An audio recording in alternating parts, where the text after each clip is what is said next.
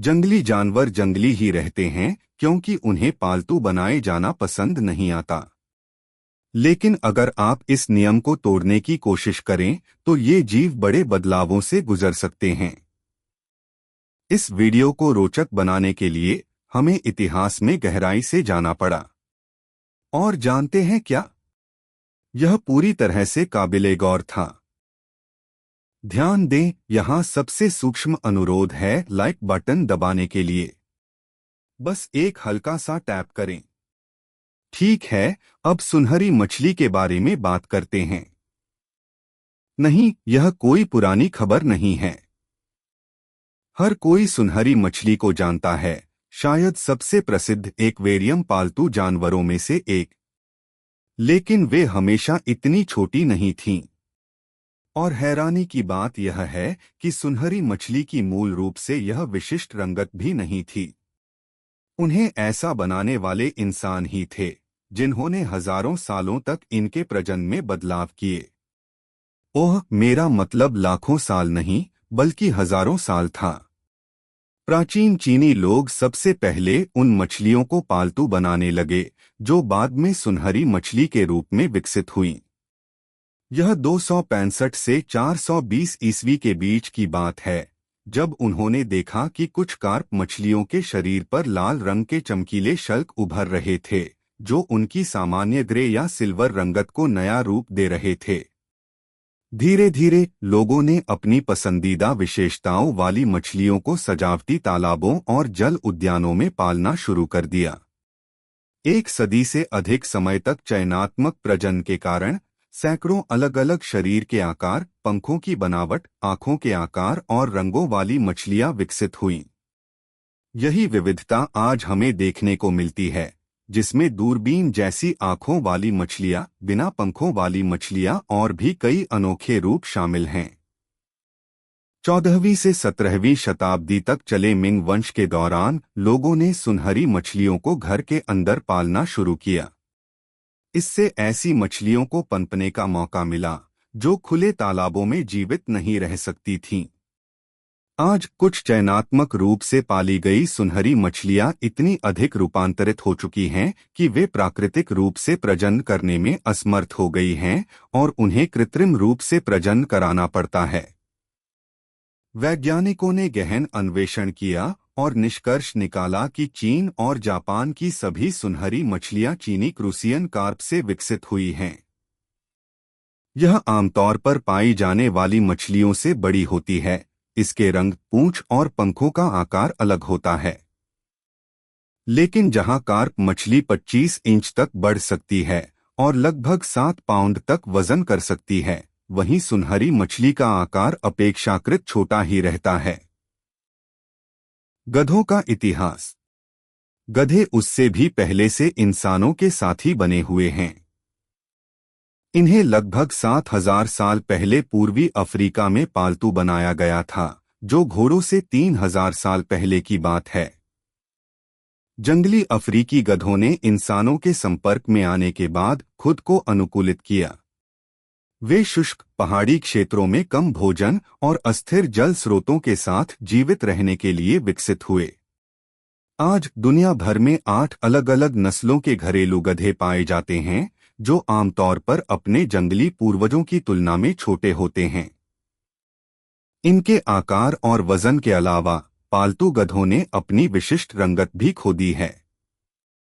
जंगली उपप्रजातियों की पीठ पर हल्की गहरी धारियां होती हैं और कुछ की टांगों पर जेब्रा जैसी धारियां भी होती हैं। पालतू मवेशियों का विकास। आज के वैज्ञानिक मानते हैं कि घरेलू मवेशी प्राचीन जंगली औरोक्स नामक बैल से विकसित हुए हैं। ये लगभग 6 फीट ऊंचे होते थे और उनके सींग लगभग 31 इंच लंबे होते थे।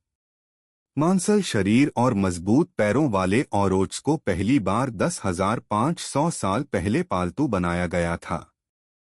धीरे धीरे इंसानों ने उनके आनुवंशिक लक्षणों में बदलाव कर दिया। आज भी कुछ बड़े मवेशी औरोक्स के कुछ लक्षण दिखाते हैं, जैसे गहरे रंग और पीठ पर हल्की धारियां। लेकिन उनकी मूल बनावट काफी बदल चुकी है। दूध उत्पादन बढ़ाने के लिए उन्हें इस तरह से विकसित किया गया कि अब वे अपने जंगली पूर्वजों से काफी अलग हो चुके हैं। कुछ नस्लों को तो इतना बड़ा कर दिया गया है कि वे 3,300 पाउंड तक वजन के हो सकते हैं, जबकि अमेरिका में पाले जाने वाले ब्राह्मण बैल लगभग 2,200 पाउंड तक ही पहुंचते हैं। पालतू बकरियों का विकास। वैज्ञानिक मानते हैं कि आधुनिक बकरियां पश्चिमी एशिया में 9,000 से 10,000 साल पहले जंगली बेजोर बकरियों से विकसित हुईं। इस प्रक्रिया ने उनके विकास की गति को तेज किया और आनुवंशिक विविधता को भी बढ़ा दिया। आज दुनिया में 300 से अधिक पंजीकृत बकरी नस्लें मौजूद हैं, जो अलग अलग जरूरतों के लिए विकसित की गई हैं। पालतू बकरियों का शरीर, व्यवहार और कार्यप्रणाली भी काफी बदल चुकी है। प्राचीन मिस्र के लोग लंबे कानों और बिना सींगों वाली बकरियां पसंद करते थे। यही कारण है कि आज भी पालतू बकरियों के कान लंबे और लटके हुए होते हैं। जहर रहित पफरफिश। पफरफिश एक अनोखी मछली है जिसमें हड्डियों की संरचना कम होती है, चोंच जैसी दंत संरचना होती है और उसके शरीर पर नुकीले कांटे होते हैं। वैज्ञानिकों ने हाल ही में पता लगाया कि उसके कांटे असल में शरीर की ऊपरी परत स्केल्स नहीं हैं, बल्कि वही जीन उन्हें बनाते हैं जो पक्षियों में पंख और स्तनधारियों में फर विकसित करते हैं। यह मछली जहरीली होती है और जापान में इसे पारंपरिक व्यंजन के रूप में परोसा जाता है। हालांकि 2004 में जापानी वैज्ञानिकों ने सफलतापूर्वक जहर रहित पफरफिश को विकसित किया। ऐसा इसलिए संभव हुआ क्योंकि इस मछली का जहर उसके खाने से बनता है।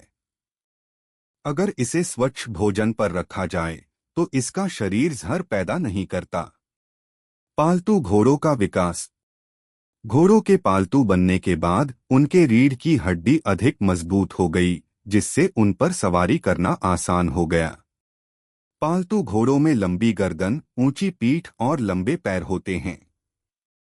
प्रशवालस्की के घोड़े, प्रजवालस्कीज हॉर्स, जो अब असली जंगली घोड़ों के सबसे करीबी रिश्तेदार माने जाते हैं, की गर्दन छोटी, भारी और कम ऊंची होती है। इसके विपरीत पालतू घोड़ों की गर्दन ऊंची होती है, जिससे वे अधिक नियंत्रित किए जा सकते हैं। जंगली से पालतू सुअर। सुअरों को लगभग 9,000 से 10,000 साल पहले दो अलग अलग जगहों, पूर्वी अनातोलिया और मध्य चीन में पालतू बनाया गया था। तब से वे पूरी दुनिया में फैल गए। जंगली सुअर और पालतू सुअर में बड़ा अंतर देखा जा सकता है। जंगली सुअर आमतौर पर छोटे, अधिक मांसल और फुर्तीले होते हैं, जबकि पालतू सुअर भारी और सुस्त होते हैं। उनकी त्वचा पर बाल कम होते हैं और उनकी लंबी, मोटी त्वचा उन्हें इंसानों के लिए अधिक उपयुक्त बनाती है। हाथियों में प्राकृतिक बदलाव। 1977 से 1992 के बीच मोजाम्बिक में 90% हाथियों को उनके दांतों, हाथी दांत के लिए मार दिया गया। इससे ऐसे हाथियों की संख्या बढ़ी जिनमें दांत नहीं थे। परिणामस्वरूप 1992 के बाद जन्मी 32% हथिनियों के दांत नहीं उगे। यह साबित करता है कि अगर किसी विशेषता के बिना जीव का जीवित रहना आसान हो जाए तो प्राकृतिक चयन बहुत जल्दी बदलाव ला सकता है। साल पहले नॉर्वे में वैज्ञानिकों ने तेजी से बढ़ने वाली सैल्मन की नस्लें विकसित कीं।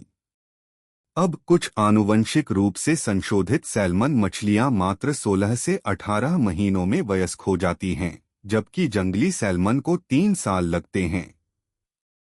लेकिन इन तेज विकास दर वाली मछलियों में जंगली मछलियों जैसी तैराकी क्षमता नहीं होती। सुअर भी इसी तरह बदले हैं।